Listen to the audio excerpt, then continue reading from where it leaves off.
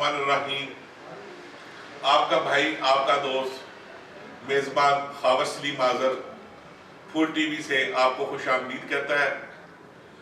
तो आज एक नए मौजू के साथ आपकी खिदमत में हाजिर है। तो नाज़रीन, जैसा कि मैंने पहले भी बताया कि ये चैनल जो है ये इस्लाह और फलाह पर मबनी है। इसमें आपको तमाम मौजू जो मैं आपके पेश करूंगा वो सारे इस्लाह और फलाह पर मबनी होंगे और उनका सबका ताल्लुक इंसानियत से और इंसानों से जुड़ा हुआ होगा। आज के दो अल्फाज जो मैंने आपके लिए चुने हैं उसका इंसानी जिंदगी में बहुत गहरा ताल्लुक भी है और अहमियत भी है, और हर बंदा उन दो अल्फाजों से छुटकारा भी चाहता है, से बचना भी चाहता है। लेकिन सिर्फ हम बचने की दुआ तो करते हैं लेकिन कोशिश नहीं करते। तो खाली दुआओं से नहीं, कोशिश करने से भी इंसान को ऐसे अल्फाज से बचा जा सकता है। तो वो अल्फाज दो कौन से हैं या हमारा आज का मौजू किन अल्फाज पर मबनी है? तो वो अल्फाज हैं बेचैनी और परेशानी। हर इंसान जो है वो फ्रस्ट्रेशन का शिकार है।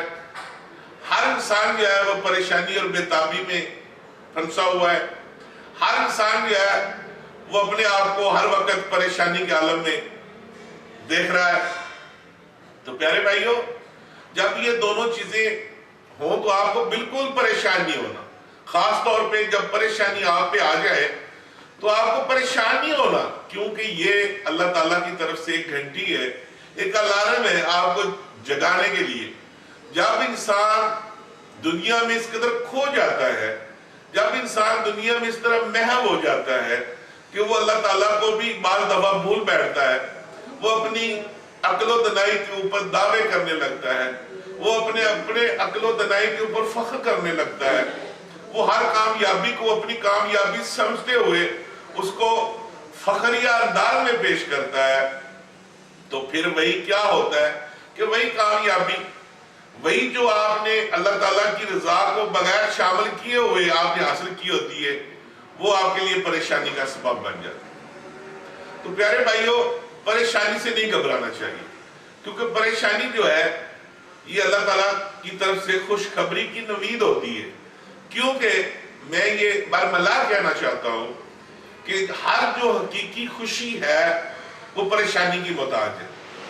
जब तक इंसान में परेशानी नहीं आएगी और जब तक इंसान परेशानी से निकलता नहीं है, उस वक्त तक उसको हकीकी खुशी का अंदाजा नहीं होता।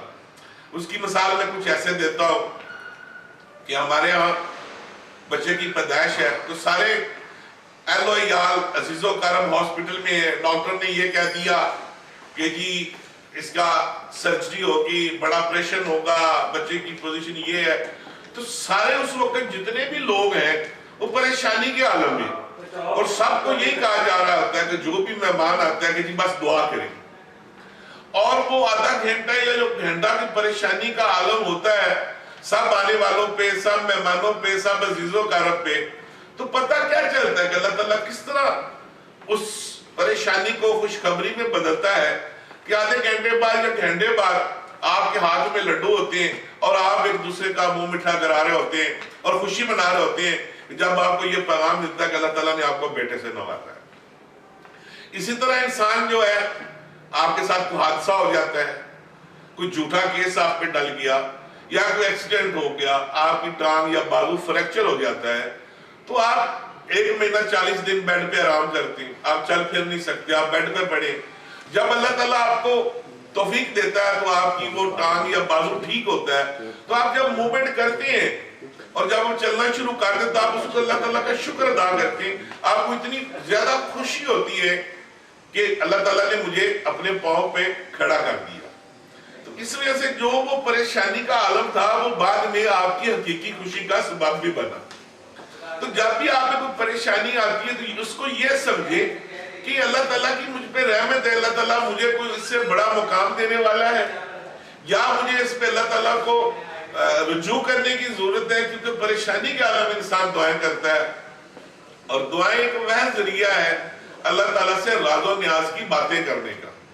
تو جب ہمارا دنیا میں ہم اتنے کہہ لیں کہ کھو چکے ہیں کہ جب تک پریشانی ہم پہ نہیں آتی یا تو بیماری نہیں آتی تو ہم اللہ تعالیٰ کا نہ تو شکر ادا کرتے ہیں نہ اللہ تعالیٰ کو یاد کرتے ہیں. تو اس وجہ سے جو پریشانی ہے یہ گھبرانے کی ضرورت نہیں. اللہ تعالیٰ کی طرف سے گھنٹی اور الارم بجتا ہے کہ اے انسان، اے میرے بندے، اب تو جاگ جا اور مجھ سے مانگ، مجھ سے رجوع کر اور مجھ سے اپنی حاجت کے لیے سجدہ کر، مجھ سے اپنی حاجت کے لیے دعائیں ہاتھ اٹھا دعاؤں کے لیے. تو انسان پھر اپنی حاجت کی پورا کرنے کے لیے ہاتھ اٹھاتا ہے دعا کرنے کے لیے، پھر اللہ تعالیٰ سے رجوع کرتا ہے اور سجدہ کرتا ہے، منتیں مانگتا ہے، صدقہ اور خیرات کی بات کرتا ہے. تو اللہ تعالیٰ کو یہ عمل جو آپ کا بہت پسند آ رہا ہوتا ہے. اس لیے جو پریشانی ہے اس سے کبھی بھی نہیں گھبرانا چاہیے.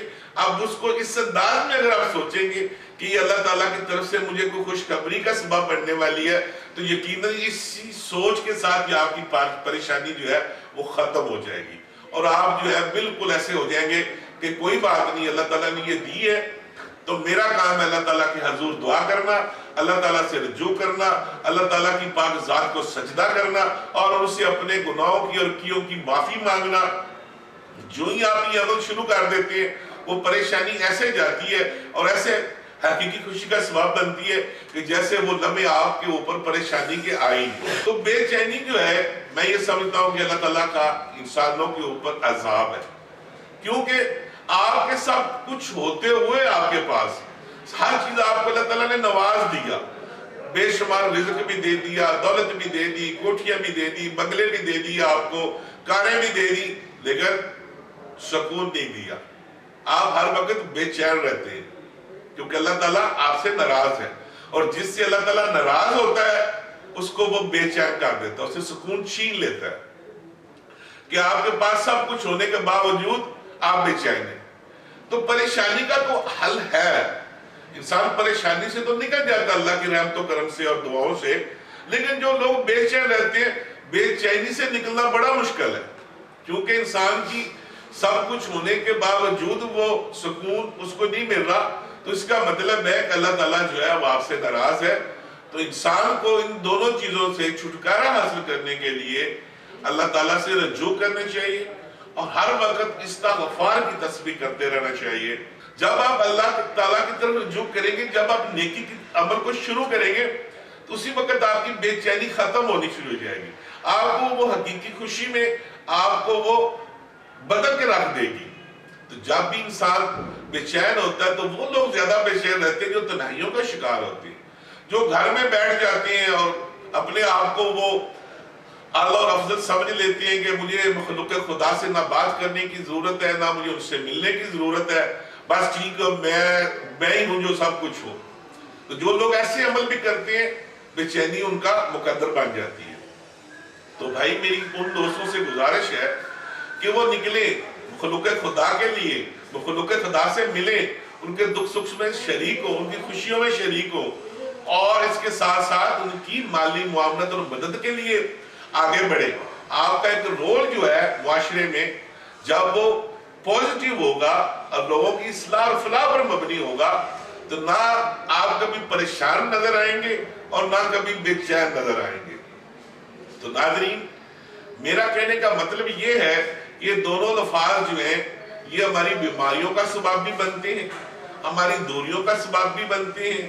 اور جب انسان پریشان اور بے چین ہوتا ہے تو جتنی اللہ تعالیٰ کی نعمتیں ہیں پیارے بندوں کے لیے بنائی ہیں وہ بھی بری لگنے لگتی ہیں.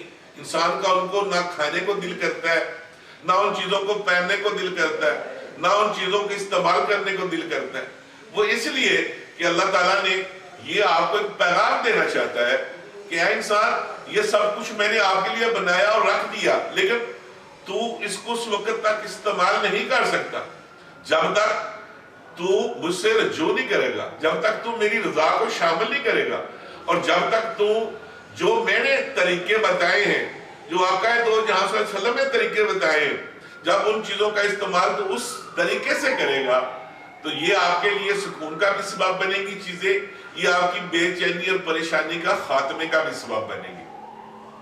تو ناظرین، جب بھی آپ میں کوئی پریشانی آئے، ایسا عمل آئے تو اللہ کا شکر ادا کریں، اللہ کی رضا کو یہ سمجھے کہ وہ انسان کو اتنی ہی تکلیف دیتا ہے، اتنا ہی پریشان کرتا ہے جتنی اس میں ہمت اور توفیق ہوتی ہے. تو وہ ایک امتحان ہوتا ہے. کیونکہ میں اگر یہ بات اس طرح کہوں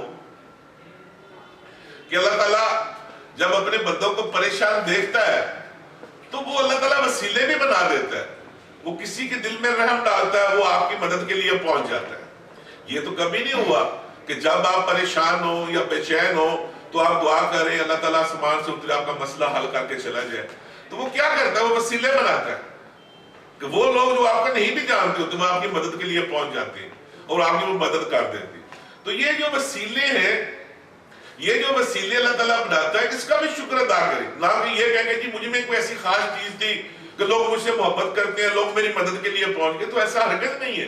جب تک اللہ تعالیٰ انسان کے دل میں رحم نہیں ڈالتا، اس کے دل میں آپ کے لیے محبت نہیں ڈالے گا تو وہ آپ کو نہیں ملے گی. تو کبھی بھی انسان کو اس بات کا نہ تو تکبر کرنا چاہیے نہ فخر کرنا چاہیے. انسان کو یہ چاہیے کہ آپ کی جب بھی کوئی مدد کرتا ہے تو اس کا بھی شکریہ ادا کریں اور اس کا شکریہ اس انداز میں کریں کہ یہ اللہ تعالیٰ کی طرف سے ایک وسیلہ جو ہے وہ مجھے ملا ہے. ہم کیا کرتے ہیں کہ اپنے موسم کو بھول جاتے ہیں. ہم کبھی کسی کی تعریف کرنا پسند نہیں کرتے. تو جو اللہ تعالیٰ کی مخلوق کا ناشکرہ ہے وہ اللہ تعالیٰ کا بھی ناشکرہ ہے. تو اللہ تعالیٰ نے ہمیشہ جب بھی آپ کی پریشانی ہوگی تو مخلوق خدا اپنے نیب کو ڈیوٹی لگائے گا. تو جب بھی آپ پہ کوئی احسان یا کوئی نیکی کرتا ہے اس کو ہمیشہ یاد رکھیں، اس کے لیے دعائیں کریں، اس کا شکر ادا کریں اللہ تعالیٰ کا بھی اور شخص کا بھی. اس سے آپ کے محبت میں، آپ کی رزق میں، آپ کی ہر چیز میں مزید ترقی ہوگی. نہ کہ یہ کہ بس ٹھیک ہے یار اس نے مجھ پہ کوئی احسان کیا. تو پیارے بھائیو، اگر آپ کو نیکی کا موقع مل جائے کسی کے اوپر کرنے کا تو اس کو جتائے مت. کیونکہ اس کی وجہ یہ ہے کہ ہم اکثر یہ بات کرتے دکھائی دیتی ہیں تو جی مجھے کیا فائدہ، میں اس پہ احسان نیکی کرے گا مجھے اس کا کیا فائدہ. تو میں ان لوگوں سے کہتا ہوں کہ اللہ تعالیٰ نے اگر آپ کو کسی پہ احسان کرنے کی توفیق دی ہے تو اس کو احسان فراموش نہ کہیں. اس کا عمل اس کے ساتھ ہے، آپ کی نیکی آپ کا عمل آپ کے ساتھ ہے. اگر آپ نے کسی کو احسان فراموش کہہ دیا تو آپ کا نیکی کا عمل ضائع ہو گیا. جو آپ نے اللہ کی رضا کے لیے نیکی تھی اس کا ثواب ختم ہو گیا. تو ناظرین، آج کا جو موضوع تھا وہ یہ پریشانی اور بے چینی تھی. تو یقیناً میں امید کرتا ہوں کہ میری یہ چھوٹی سی جو کوشش اور کاوش ہے یہ آپ کو پسند آئی ہوگی اور آپ کو اس میں سیکھنے کا موقع ملا ہوگا. اور آخر میں میری تمام ناظرین سے یہ گزارش ہے کہ میرے اس چینل کو زیادہ زیادہ سبسکرائب کریں، زیادہ زیادہ شیئر کریں، کیونکہ علم کا پھیلانا صدقہ جاریہ ہے. اگر کوئی میری اچھی بات کسی کے پاس پہنچتی ہے، اس کی بے چینی اور پریشانی کے خاتمے کا سبب بنتی ہے، چاہے وہ آپ کی مساعدت سے پہنچتی ہے، تو اس کا اجر آپ کو بھی ملے گا اور مجھے بھی ملے گا. تو ناظرین، آپ کا بہت شکریہ. اب آپ کا ہوسٹ اور میزبان خاور سلیم آپ سے اجازت چاہتا ہے. اگلے پروگرام میں ایک نئے موضوع کے ساتھ، ایک نئے الفاظوں کے ساتھ آپ سے ملاقات ہوگی. خدا حافظ.